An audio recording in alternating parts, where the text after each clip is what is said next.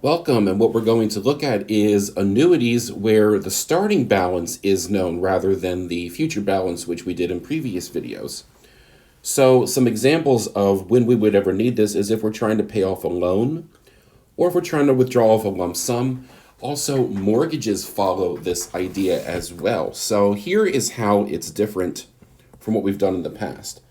So here is a timeline, and what we have here is the beginning balance.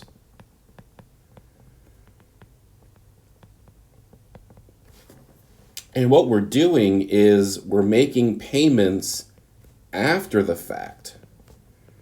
So think about when you're borrowing money and you make payments afterwards, a car payment, a mortgage, whatever.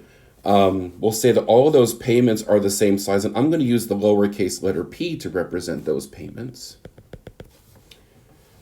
And what that brings us to is some other terminology that we've discussed before. So let's say R is the annual interest rate.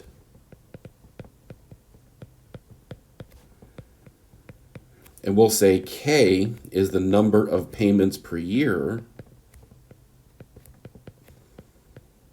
And we'll say N is the total number of payments, just like before. And what does that bring us to? It's a slightly different formula. Notice some slight modifications here. Notice, first of all, that this exponent is negative, which can be easily handled on your calculator. And what we're going to come to realize is the relationship between this quantity and how much you actually paid out. The balance in this case is actually going to be less than the total of all payments. And that should make sense because when you're paying off a loan with interest, you have your how much you borrowed, you should pay back more than what you borrowed, right? Otherwise, we'd all be going to the bank to pay less. So here's the idea. Here's how we use the formula. Let's look at a couple examples. So our first one here, you want to borrow money and repay the loan with monthly payments. So that's a key word there, monthly payments. That tells us right away that K is 12. The payments are $400, and I accidentally used the letter D here. I should have used P. So that's 400 for 3 years. Now, if it's 3 years of monthly payments, that means that N is 36 because that's 3 times 12. And our annual interest rate is 6%, so we know we convert that to 0.06. So all we need to do is plug this into our balance formula. So remember that the balance was the payment size times that big quantity again, 1 minus quantity, 1 plus interest rate over K, which is 12, raised to the negative 36, all over, and just like before, 0.06 over 12. So just because this is a kind of a new thing with the negative exponent, just to make sure we have it, I am going to use the calculator to finish all of this out. So looking at the calculator, so again, worrying about the quantity in parentheses first, we have 1 minus, left parentheses, 1 plus, 0.06 over 12, just like before. Now, when you raise to the power, just be aware that your calculator has seemingly 2 negative symbols. The one on the right here, which is blue for me, that's a subtraction symbol. That's not the negative symbol. But if you look at the one here under the 3, I have it highlighted right now. That's going to give you a negative. And then while we're in the exponent, we want the 36. I'll hit the right arrow key since we're done, just so you see what that looks like. And there is the numerator. Now we're going to divide that by, in parentheses, 0.06 over 12, just like before. And then we're going to multiply that by 400. And that gives us 13,148.41.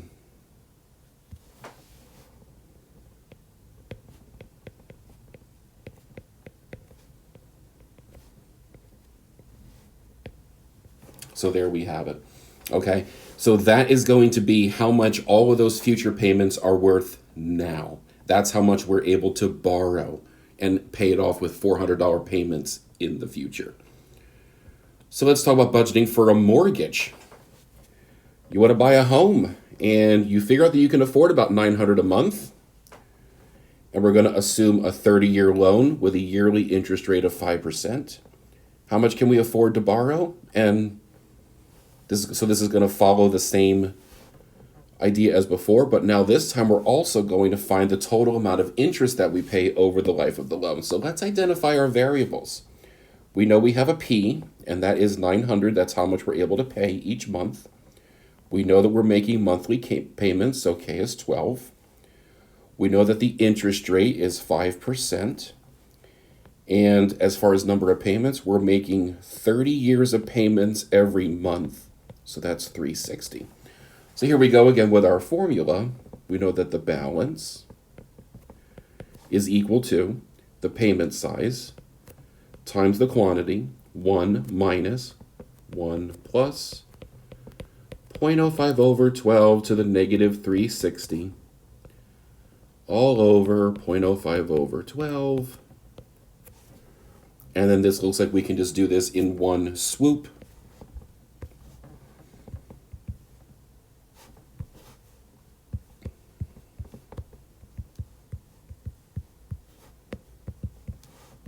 So there's the numerator.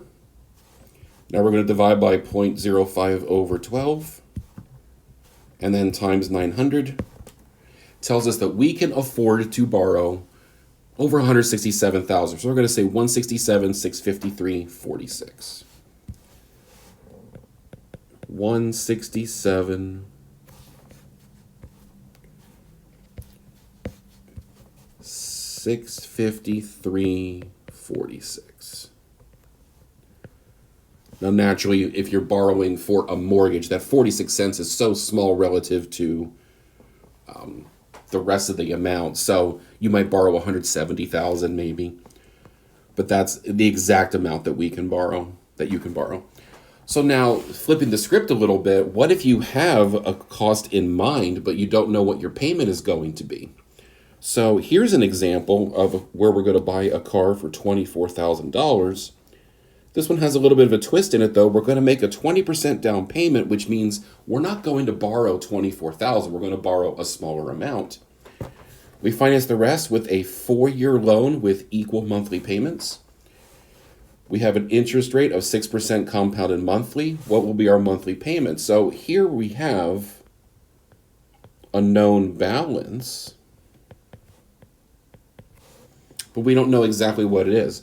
Well, we do know that 20% of 24,000 is just 0.20 times 24,000, and that's 4,800.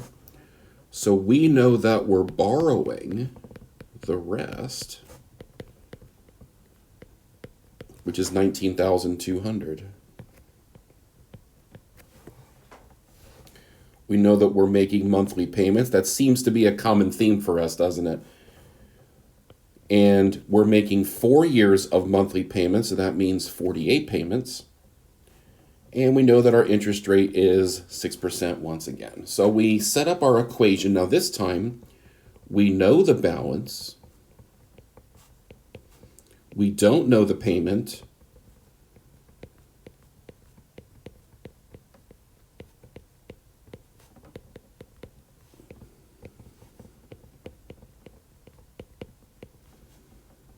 And just to kind of separate this out from the rest here. There, okay. So, as we've done before, we're going to calculate the thing in brackets. And remember, we carry all the decimal places because we want accuracy here, right? So, we're going to have 1 minus 1 plus 0.06 over 12 raised to the negative 48. And that's divided by 0.06 over 12. So we can write that down, or just remember that we are dividing the 19,200 by that number, right? So your calculators are usually equipped with this feature where I'm going to type in 19,200 and then divided by. I'm going to arrow up to the number that I want, which is that, and I'm going to press enter, and that divides by it. There's no copying necessary. Press enter, and it looks like we're going to have a $450.91 car payment.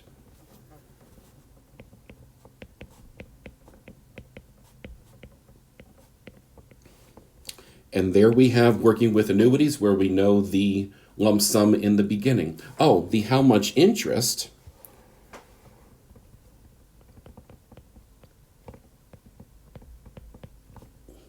And remember that interest is essentially money in minus money out.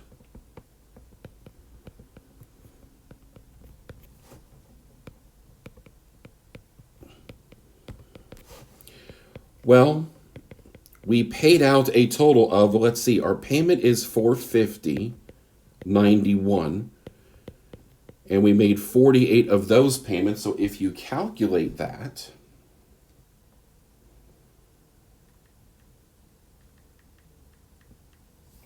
we get $21,643.48. We borrowed $19,200. So the interest is the difference. So if we subtract that, looks like we've paid out a total of $2,443.68 in interest. So we gave the bank over $2,000 just for the pleasure of borrowing their money. How about that? So I hope that that gets you started on annuities with a beginning balance. When we come back, we're going to look at what happens if I want to know how much I owe along the line. Like maybe I'm paying off a house and I want to see how much I have left after 10 years. The answer might surprise you. So stay tuned and thank you for watching.